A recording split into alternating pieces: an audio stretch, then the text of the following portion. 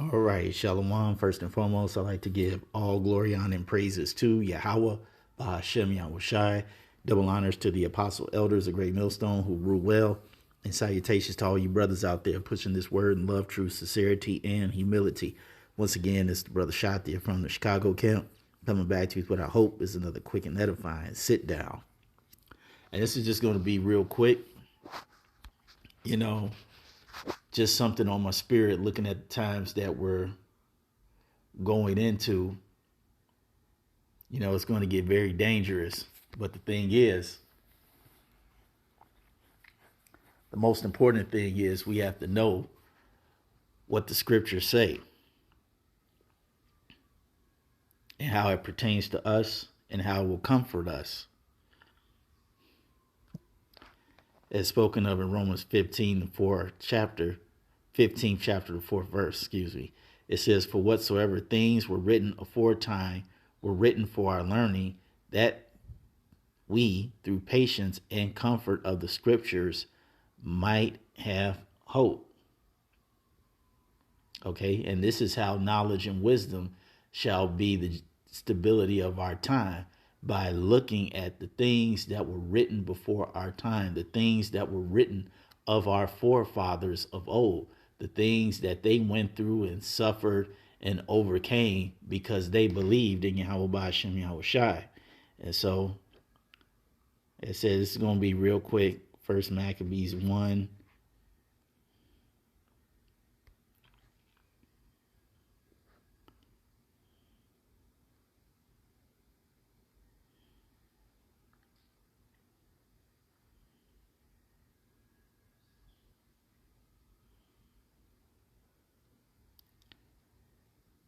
No, First Maccabees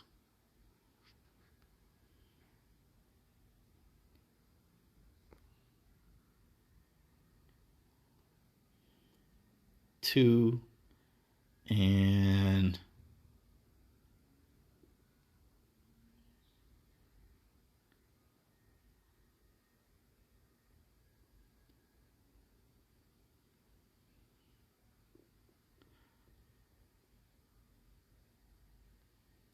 First Maccabees 2 and 49.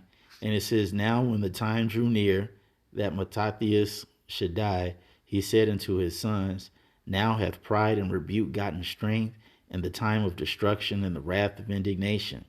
Now therefore, my sons, be zealous for the law, and give your lives for the covenant of your fathers, that strive for the truth until death, and the Lord shall fight for thee."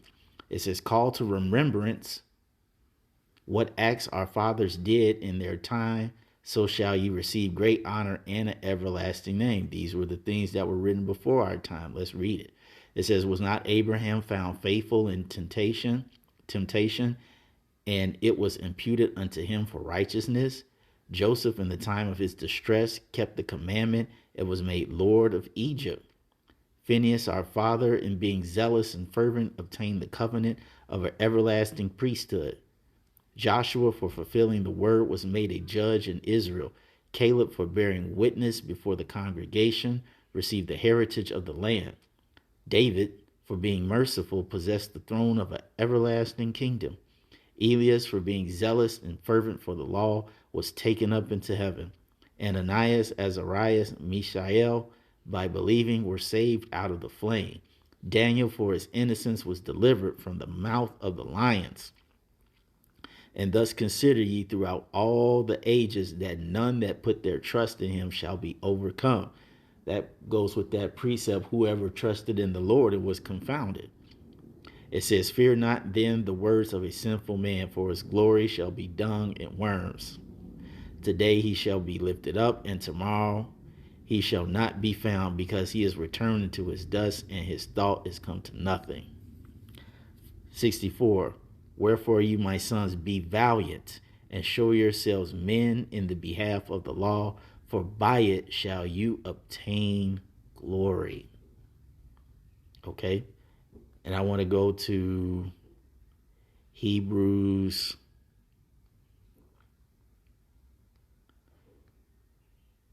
I think it's 10.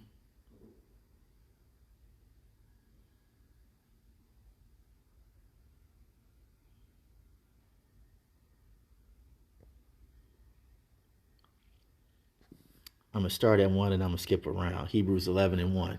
It says, now faith is the substance of things hoped for, the evidence of things not seen. For by it the elders obtained a good report. Through faith we understand that the worlds were framed by the word of the Most High, so that the things which are seen were not made of things which do appear. And it says, by faith Abel offered unto the Most High a more excellent sacrifice than Cain, by which he obtained witness that he was righteous, the Most High testifying of his gifts, and by it he being dead yet speaketh. By faith Enoch was translated that he should not see death, and was not found, because the Most High had translated him. For before his translation he had this testimony, that he pleased the Most High. Verse 7, it says, by faith Noah, being warned of the Most High of things not seen as yet, moved with fear, prepared an ark to the saving of his house, by which he condemned the world and became heir of the righteousness which is by faith.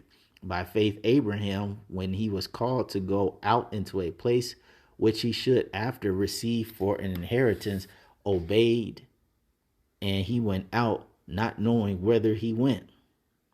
It says, by faith he sojourned in the land of promise, as in a strange country, dwelling in tabernacles with Isaac and Jacob. What was that madness? And it says, the heirs with him of the same promise. For he looked for a city which hath foundation, whose builder and maker is the Most High. And I'm going to scroll down. It says, by faith, we're reading this again, by faith Abraham, when he was tried, offered up Isaac, and he that had received the promise offered up his only begotten son, of whom it was said, that in Isaac shall thy seed be called, accounting that the Most High was able to raise him up even from the dead, from whence also he received him in a figure. Verse 21, by faith Jacob, when he was dying, blessed both the sons of Joseph, and worshiped, leaning upon the top of his staff. By faith Joseph, when he died, made mention of the departing of the children of Israel, and gave commandment concerning his bones. By faith Moses, when he was born, was hid 3 months of his parents, because they saw he was a proper child, and that not afraid of the king's commandment.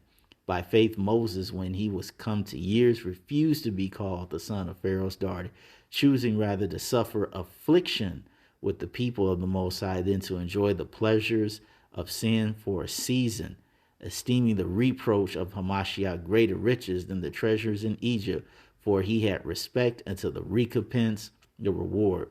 And we're going to scroll down to verse 36. And it says, and others had trial of cruel mockings and scourgings, yea, moreover of bonds and imprisonment. They were stoned, they were sawn asunder, were tempted, were slain with the sword.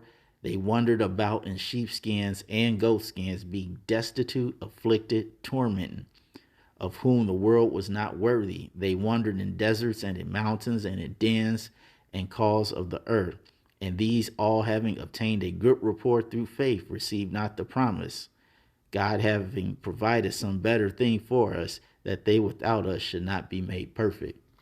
Okay, so our forefathers went through a whole lot of trials and tribulations.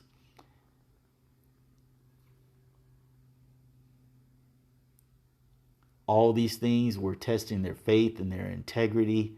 And when that time came for them to truly prove their worth in the Lord, they passed. Not to say that it was easy, but they did pass. And so when the Lord decided to take them up to the spirit world, they had a how do you call it, an everlasting righteous memorial, because as the scriptures said, they were zealous for the law. They believed in the law. They died for the law. For they knew that, as the scripture says, whether we live for the Lord or die for the Lord, it's all for the Lord. So regardless of what situation we come into in these upcoming years, being the famine, the pestilence, the sword, the wild beast, and the other plagues not mentioned in the Bible, civil war, the camps, the guillotines, the betrayal of loved ones, the guillotines, which I probably already just mentioned, the ICBM. Hey, we have nothing to worry about. For the Lord is going to deliver us. So hold fast, Akim, to your integrity and your faith. And as the scripture says, once again, the things that were written before our time were written for our learning, that through patience we might have comfort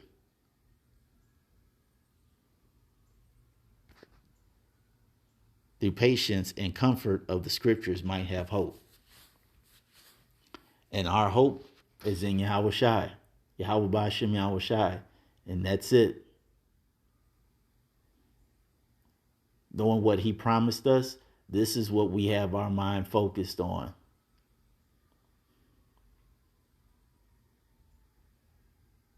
The Lord got us. He truly does. So that's all I wanted to say on this. I hope you all are edified. Till the next time, we're going to say Shalom.